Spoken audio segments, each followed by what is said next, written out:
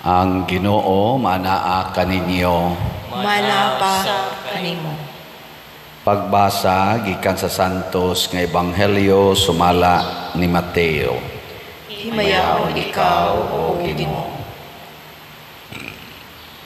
Si Jesus miingon sa iyang mga tinun-an, walay tao nga mahimong ulipon sa duha ka agalon, kay mahitabo gayod nga iyang dumtan ang usa ug ang usa iyang higugmaon, o unongan niya ang usa ug ang usa iyang tamayon.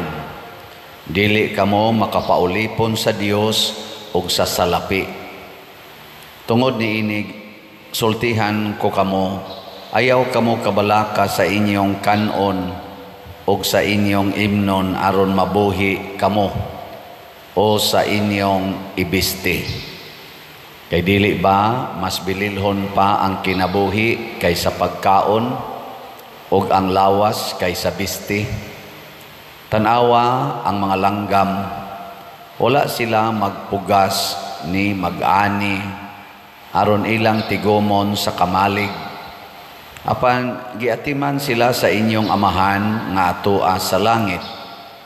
Dili ba kamo mas bililhon pa kaayo kaysa mga langgam?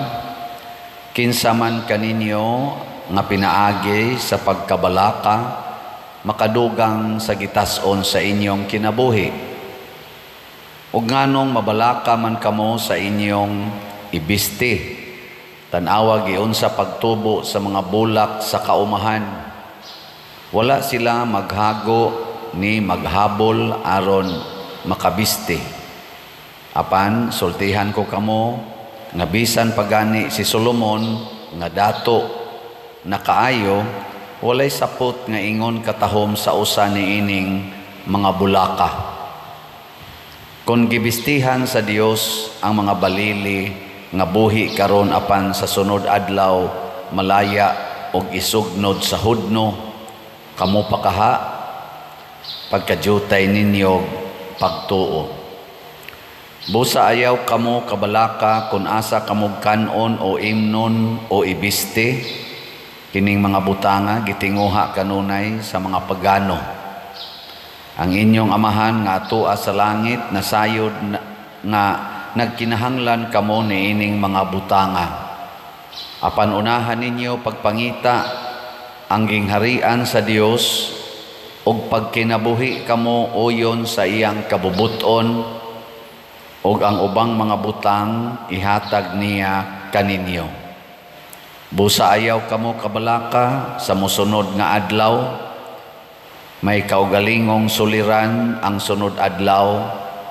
Busa ayaw na puni ang suliran sa matag adlaw. Ang Ebanghelyo sa Ginoo.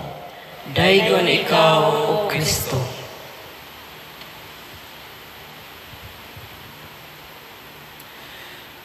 Niining ira sa atong kinabuhi diin ang stress, depression og suicide kusog kaayo. Gakinahanglan kita aning ato karong mga pagbasa labi na gyud sa Ebanghelyo nga makatunan og mapuy-an nato. Ang mga santos sama ni San Luis Gonzaga o Aloysius Gonzaga, San Vicente Ferrer, San Roque, o uban pang mga santos, nagsunod sila aning atong gibasa karon. Matud pas unang pagbasa, si San Pablo gusto unta siyang ma-perfect, kanang wa na siya mga sakit, kasakit, o kahuyangan. Pero unsa may gisulti ni Kristo, ningon si Kristo niya, ang akong grasya, igo na nimo. Sa dihang gidawat ni Kristo ang grasyas Ginoo, pasabot ang kabubuton sa Ginoo, nya gisunod na lang niya ang iyang mga pulong. Nakaingon si San Pablo, sa akong kahuyang, akong nakita nga diha ko na ligon o diha na hingpit ang grasyas Ginoo. So di gid unta ta magsalig aning atong mga kalibutanong mga kusog, kalibutanon nga kinabuhi, kalibutanon nga panginabuhi, kalibutanon nga kwarta, gahom, kay pulos gini siya way kapuslanan.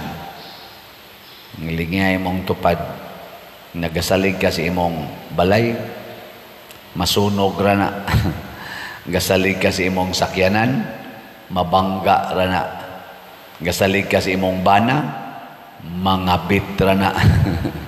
Salig ka sa imong asawa, oy, magyaw-yaw ra na. Magsalig ka sa pare, mangulikta ra na. Magsalig ka sa imong health, na mukalit lang ka stage 4 cancer. Pero salig sa Ginoo, way sinugdan o way katapusan. Muna diri sa atong tubag sa Salmo, tagamtama og tan-awa ang kaayo sa Ginoo.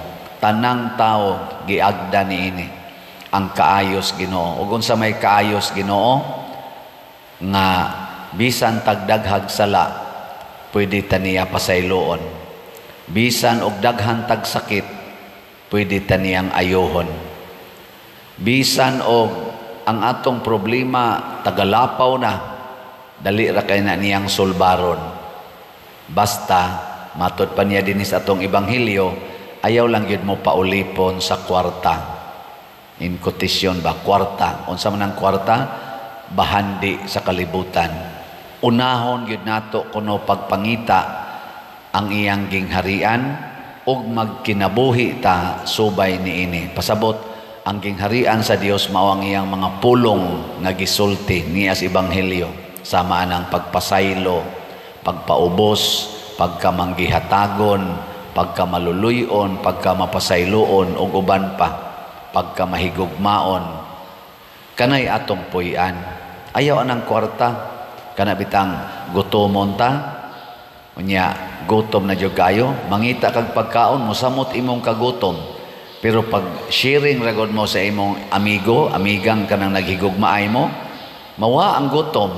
Tanawa na ka ng mga manag-uyab, labi nagkuan kay sila, kana ganing close yung kayo, na, mawa ang gutom mawa ang kahadlok, mawa ang kabalaka, mura ba yung, narabay dagom, siya, pasinguhan tayo, siya, maigo niya tas kilat, siya, basta, kita lang duha, okay ra yun, ano, pero wa yung kay kuyog, sos, may kayong idagan. Mao na, tagaan yun nato pagtagad, ang pulong sa Ginoo. Kay matod pa niya ni Kristo ang iyang assurance kung ang mga bulak, mga balili, kanang mga langgam na gagmay giatiman maginas Ginoo, kamo pakaha nga iya gyud mong mga anak. Ayaw na kunog kabalak ay ang ugma. So mawagi atong stress. Ang kaugma ayaw nagkabalaka. Nanglitan, kulatahon ka sa imong bana karon. Pagpakulata lang karon. Niya ayaw na pag yung una-una ugma kulatahon na sa ko. Ayaw na. Nanam sa kuno ilaing problema ang ugma. Basin ika ugma muhapuhap na sa nimo. O di bawi na sad. Niya kanang anak, ayaw pag sig abortion o mamabdos ka, sige lang.